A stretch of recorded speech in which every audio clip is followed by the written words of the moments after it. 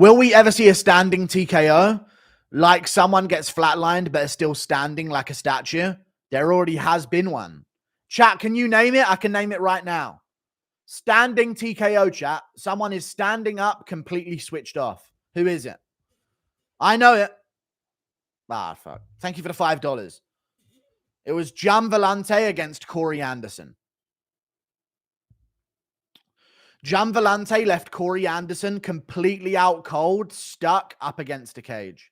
Brad Riddell, no, Brad Riddell fell forward afterwards. Look, Jan Vellante versus Corey Anderson. Wow, I just typed in GI and it came up. Look at the KO.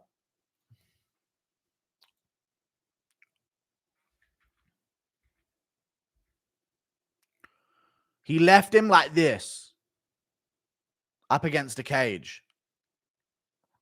Just like that with his hands down by his side, like that. It's pretty fucking crazy.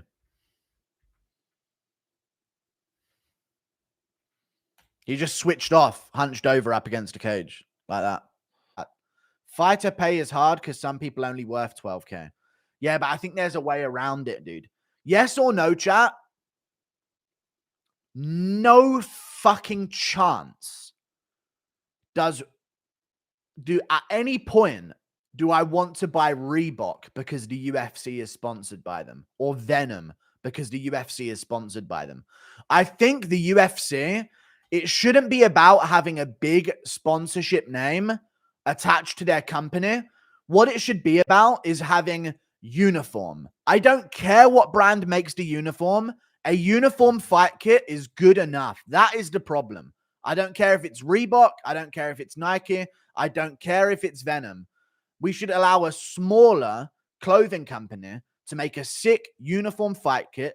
That way, when you work with a smaller clothing company, you have more of a chance of having power over them. And what I would do is I would designate a small patch on the front of the fight shorts and a small patch on the back. And I would allow each fighter on the roster to have 2 pre-approved sponsors on their fight shorts during the fights. And I think if you work with a smaller company that isn't like Venom or Reebok, they would be more happy for the exposure the UFC would give them, and they would have less leeway on what to put their foot down on. And if you can pre-approve the sponsors, you could make sure it wasn't like Condom Depot or some bullshit like that. It could actually be something decently good. So I think that would be good for money on fighters. I personally think.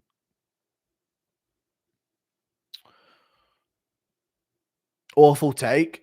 No, I don't think it's an awful take. Pre-approving is a gray area. No, I don't think it's a gray area, dude. All it is I don't want Condom Depot on a fucking fight kit. I don't want some bullshit fucking company. You know what I mean? If it's a good, legitimate company, have it on your fucking fight kit. I don't want some shady, weird company of like a porn OnlyFans thing on there either. Like, you know what I mean? Like, there's just certain things we don't want on there. But I think that would be good. I think that would be good. Because that would also incentivize chat. Hear me out. It's only payment for the fighter when they fight.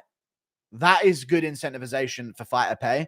Because then it would actually incentivize them to fight more. Because the only time they're going to get money from that sponsor is on their fight kit. And that's when they're actually in the fucking cage. So they'd be actually making more money per fight. So it actually incentivizes activity. Because the big problem we have right now is paying these fighters a chunk of money and then they just want to fight less. Nah, dictator. Nah, I think that'd be a good thing.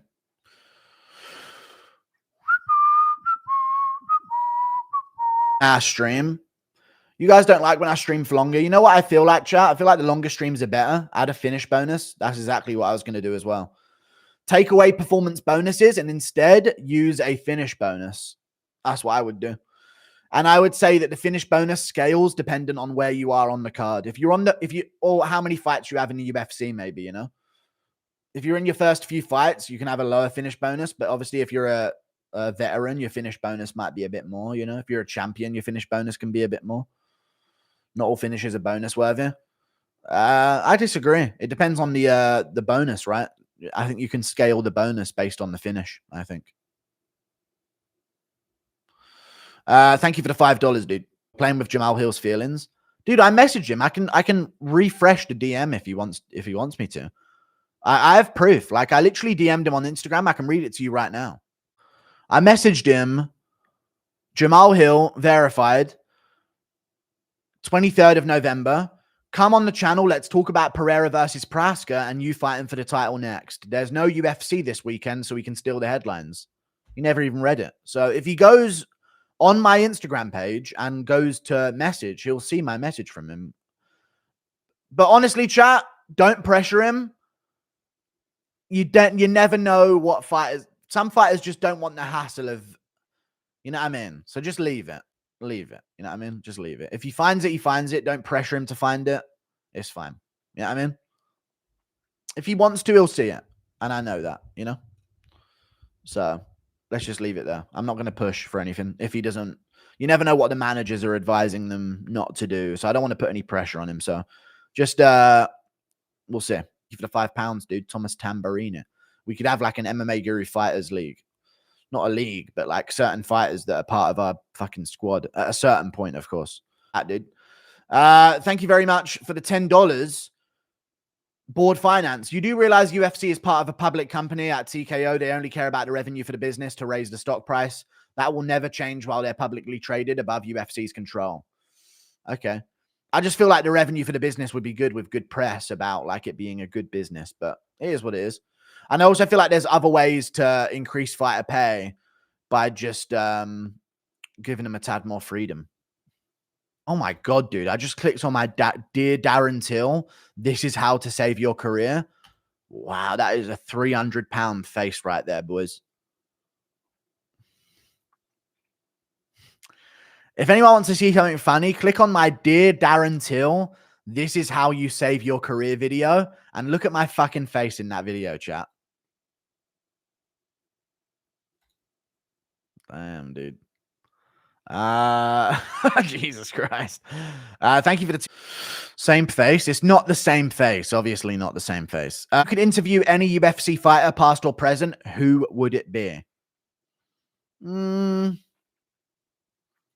I would love to have interviewed. Well, obviously, let's do past because present is just like I can name Conor McGregor and all these type Manel Cap. You know what I mean?